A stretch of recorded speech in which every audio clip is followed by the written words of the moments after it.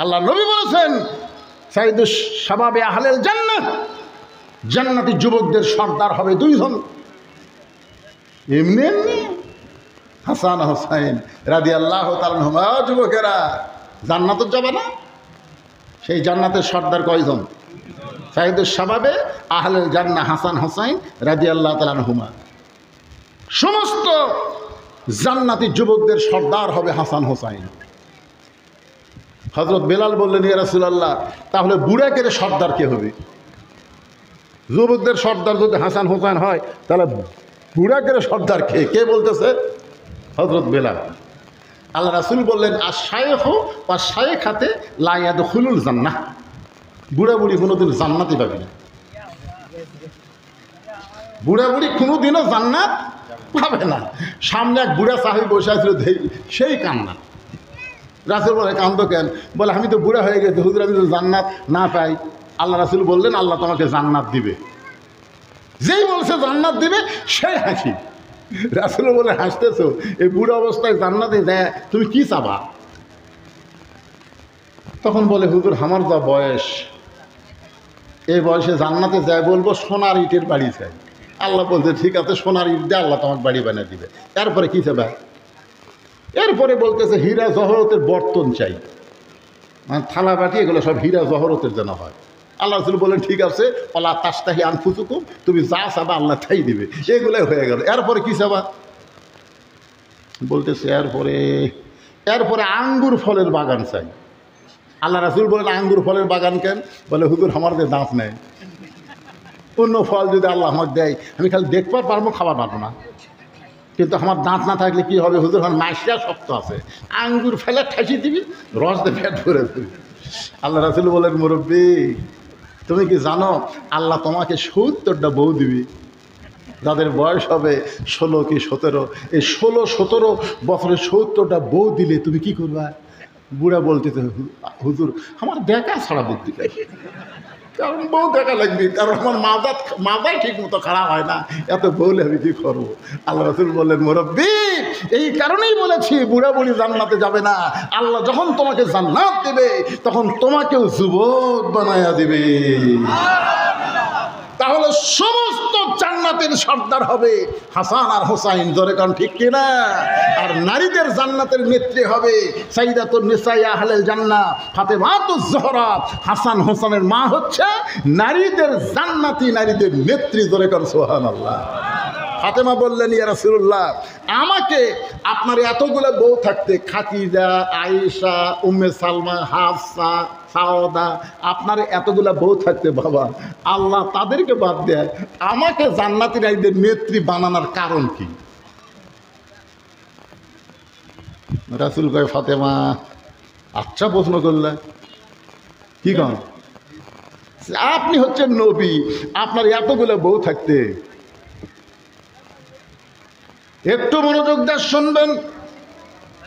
যখন ফাতেমা দুনিয়া থেকে বিদায় নিয়েছে, তখন কিন্তু নবীর এতগুলো বউ ছিল না, কারণ মা খাদিজা বিদায় নেওয়ার পর আল্লাহর নবী, মা খাদিজা বিদায় নেওয়ার পরে আল্লাহর নবী বিয়ে করেছেন।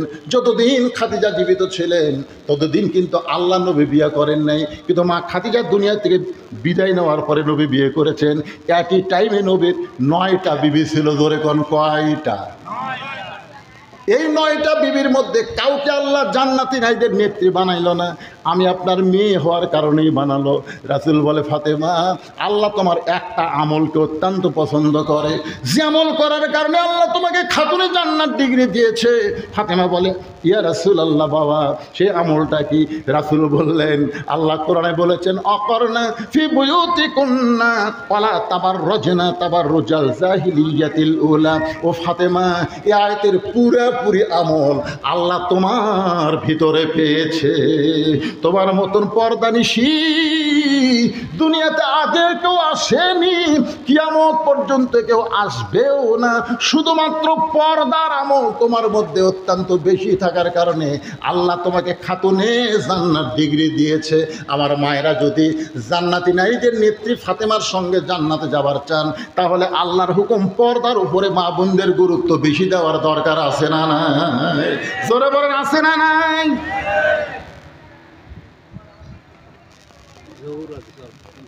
দেখছেন যে ফাতেমার ওয়াজ করতেছি জহুরা, ফাতেমা তো জহুরা, এই জহুরা তার বাপ মায়ের নামে 1000 টাকা দান করছে। মাশাআল্লাহ, আল্লাহ দানকে কবুল করেন। আল্লাহুম্মা আমিন, জোরে বলে আল্লাহুম্মা আমিন। আপনাদের মধ্যে একটা মরদও পারলেন না 1000 টাকা দিবে। দেখছেন মেয়ে মানুষেরা ব্যাগের মধ্যে 1000 টাকা দিছে। আপনি পাগল হচ্ছেন। আমাদের মসজিদের দান বাক্সের মধ্যে কোনোদিন 1000 টাকা পাওয়া যায়? দান বাক্সের মধ্যে দেখবেন তো, মসজিদের দান বাক্সের মধ্যে পকেটে তো টাকা বের করে, দেখে 500 টাকার লোট আছে, 200 টাকার লোট আছে, 100 টাকার লোট আছে, কিন্তু 10 টাকা নেই। তখন চিন্তা করে 500, 200, 100, 10 টাকা নেই। 10 টাকা যেই নাই তখন দান বাক্স এত জোরে ঠেলা মারছে, 2 জন পার হয়ে গেছে। ওরা 2 জন বলতেছে ভাই, ওরা 2 জন কি বলতেছে ভাই, আল্লাহ তোর হাতে বরকত দেখলে। এই ব্যাগের মধ্যে যে টাকাগুলো দিছে আপনার মনে করছেন 500,000 টাকা দিছে।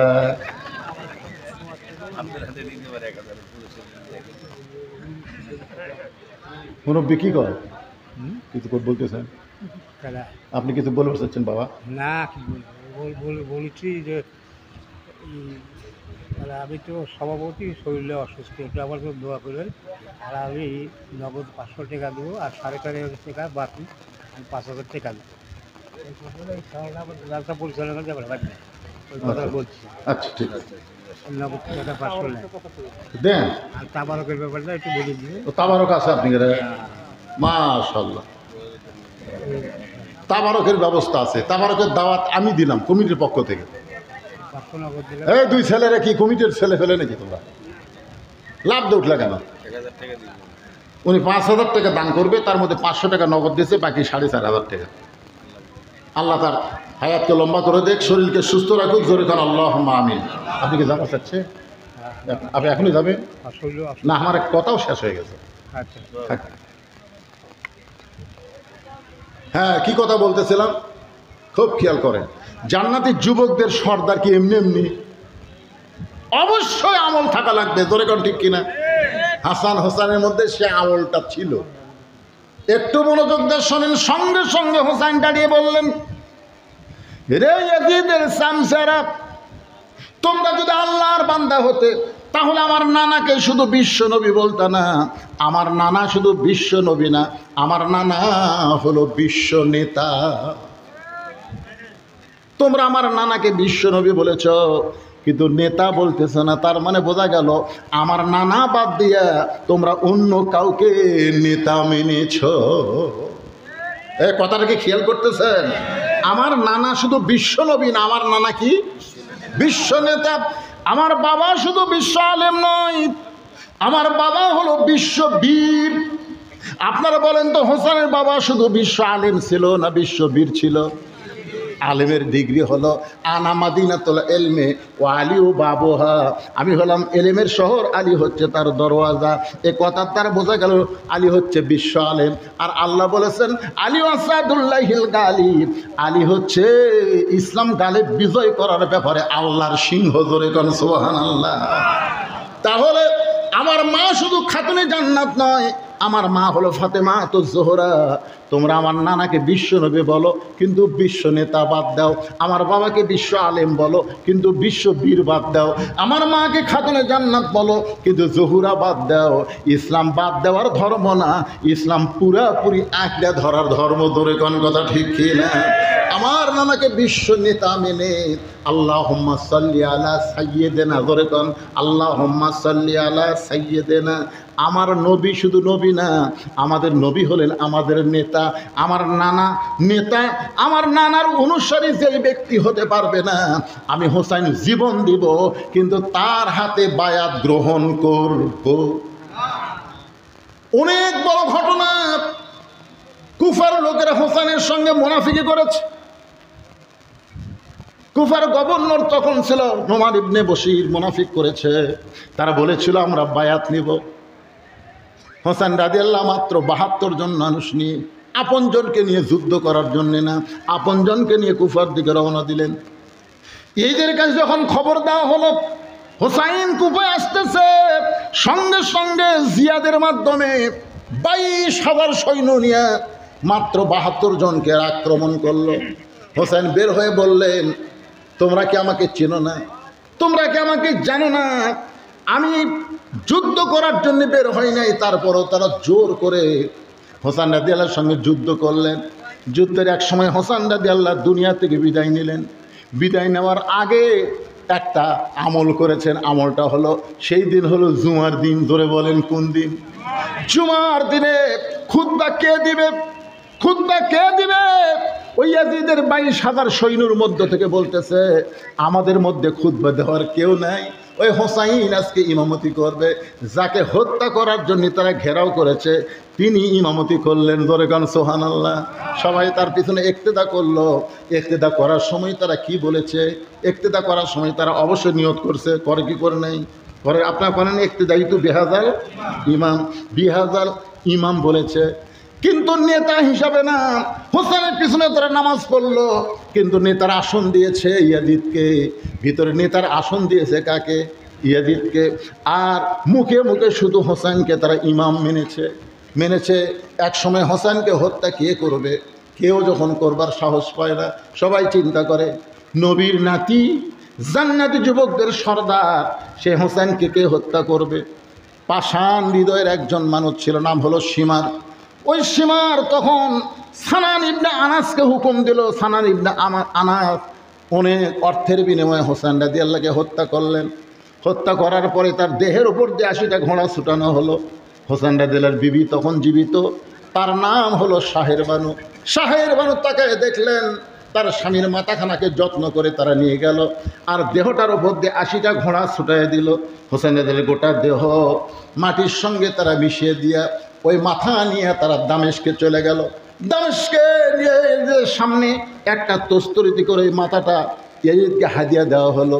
ইয়াজিদের হাতে একটা লাঠি ছিল, ওই লাঠিটা হোসেন রাদিয়াল্লাহর মুখের মধ্যে ঢুকাই দিয়ে তিরস্কার করে বললেন, হোসাইন, জেদ করে আমার বায়াত গ্রহণ করলে না। যদি তুমি আজকে আমার বায়াত গ্রহণ করতে, তাহলে নবীর নাতি হওয়ার কারণে, আলীর ছেলে হওয়ার কারণে, ফাতেমার সন্তান হওয়ার কারণে তোমাকে আমরা কত সম্মান দিতাম। কিন্তু এই যে জেদ করার কারণে তোমার দেহ পড়ে থাকলো ফোরাতের কিনারায়, আর তোমার মাথা আমার রাজ দরবারে। হোসাইন রে, মুখের মধ্যে লাঠি ঢুকাইয়া যখন এই তিরস্কার করে কথা বলতেছে, ঈদের সামনে যত মুসলমান ছিল সবাই মাথা নিচু করে আছে, কারণ মাথা তুললেই তার মাথা হোসাইনের মতন খেটে ফেলে দিবে। কেউ যখন মাথা তুলতেছে না, তখন আনাস ইবনে মালিক, একজন সাহাবী, লাঠিতে ভরতে দাঁড়িয়ে গেলেন। আনাস ইবনে মালিক লাঠিতে ভরতে দাঁড়িয়ে বললেন, ইয়াজিদ, তুমি তার মুখের মধ্যে লাঠি ঢুকায় তিরস্কার করতেছ, তুমি তাকে চিনো না। যদি তাকে চিনতা, তাহলে এই বেয়াদবি করার সাহস তুমি পাইতা না। আনাস বলতেছে, ইয়াজিদ রে, আমি একাধারে 10 বছর নবীর খাদেম ছিলাম। একাধারে কয় বছর? 10 বছর নবীর খেদমত করেছি। আমি একদিন দেখি নবী ঘরের মধ্যে নামাজ শুরু করলেন। নবী 5 ওয়াক্ত ফরজ নামাজ মসজিদে আদায় করতেন, আর নফল নামাজগুলো ঘরের মধ্যে হুজরাখানায় বেশি আদায় করতেন। আনাস বলতেছে, আমি দাঁড়িয়ে আছি, নবী নামাজের মধ্যে শুরু করলেন। নবী যখন রুকু থেকে সিজদায় গেলেন, এমন সময় যে হোসেনের মুখের মধ্যে লাঠি ঢুকাইছো, ওই হোসেন কোত্থেকে দৌড়ে এসে নানার পিঠের উপরে চড়ে বলতে, চল ঘোড়া চল, চল ঘোড়া চল। আমার নবী, বিশ্ব নবী আছে নামাজের সিজদায়, আর হোসেন পিঠে চড়ে বলতে, চল ঘোড়া চল, চল ঘোড়া চল। নবী সিজদার মধ্যে থাকলেন।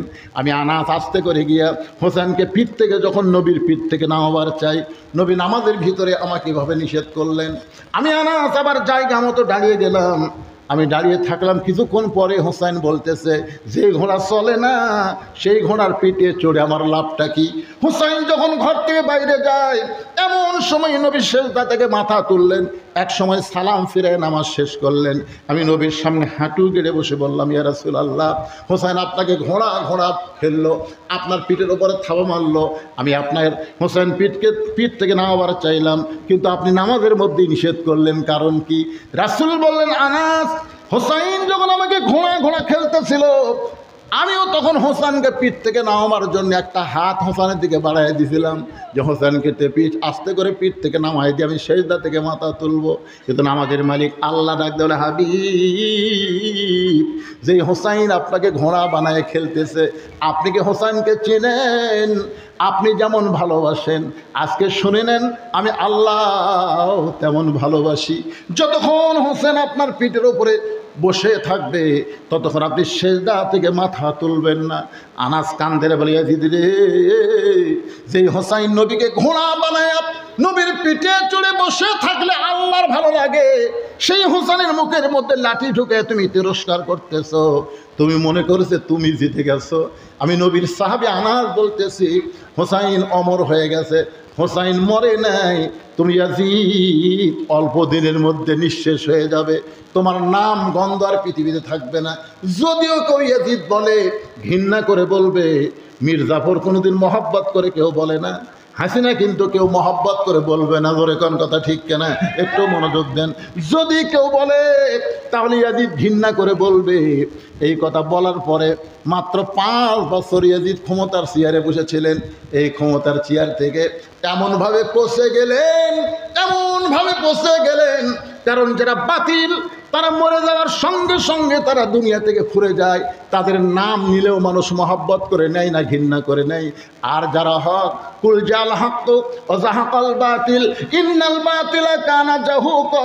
হুসাইন রাদিয়াল্লাহর এই কারবালার শিক্ষা হলো, প্রয়োজন হলে হকের পক্ষে জীবন দিব, কিন্তু খামাখা 2 দিনের দুনিয়ার মোহে পড়ে বাতিলের সঙ্গে আপোষ করে বেঁচে থাকার কোনো লাভ নাই।